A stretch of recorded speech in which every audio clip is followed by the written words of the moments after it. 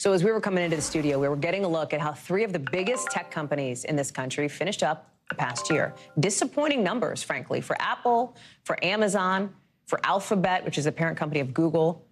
But one company that is doing well today, Meta, sending the NASDAQ way up after shares of the Facebook and Instagram parent company jumped to 23%, partly because of a big stock buyback. Remember, why are we talking about these big tech companies? They have a lot of influence, sure, but they've also had a lot of layoffs over the last year. Even though, we should note, new federal data shows that the weekly jobless claims are actually the lowest they've been in 9 months. Jake Ward joins us now. So, Jake, we are not CNBC. Like, we know who we are here at NBC News Now. We are not a business network. But the reason why we thought it was important to tell the story of these tech layoffs is because it tells us a bigger and broader story about this country's economy right now.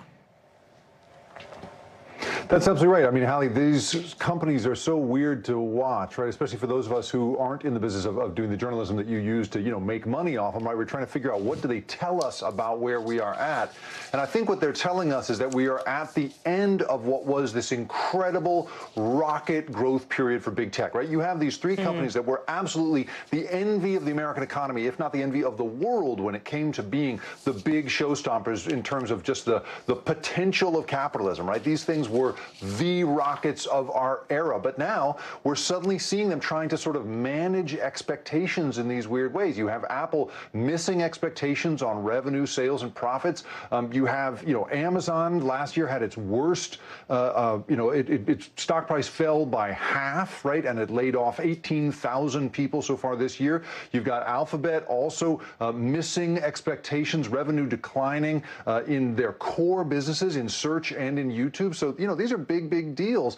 And I think what you're seeing here with all these layoffs, even at a time when we're seeing jobs going unfilled in the rest of the economy, is these are companies trying to signal to Wall Street, hey, you know what? We can be responsible with money. We can be efficient. And Meta, whose CEO Mark Zuckerberg described this year as the year of efficiency in the revenue call today, they're all talking about, look, we have just, grown and grown, but we know how to manage things like adults. We're going to do that going forward. I think that's the message we're seeing here today, Hallie. Let's talk about another tech company, which is TikTok. You have Colorado Democrat Michael Bennet in the Senate asking Google and Apple to remove TikTok, which is owned by a Chinese-based parent company, from their app stores. So he's like, get it off the app stores. We've seen a lot, and we've heard a lot from lawmakers about what they say are national security concerns. Watch.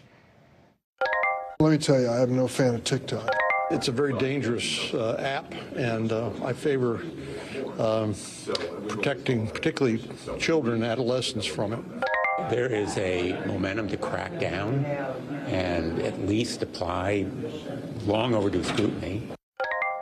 Now, Jake, we know that TikTok has pushed back, and I know this from my reporting on some of these claims that are being made by lawmakers. Would Apple and Google even want to get in the middle of this? Like, what incentive would those companies have to say, like, sure, we'll pull them off the App Store?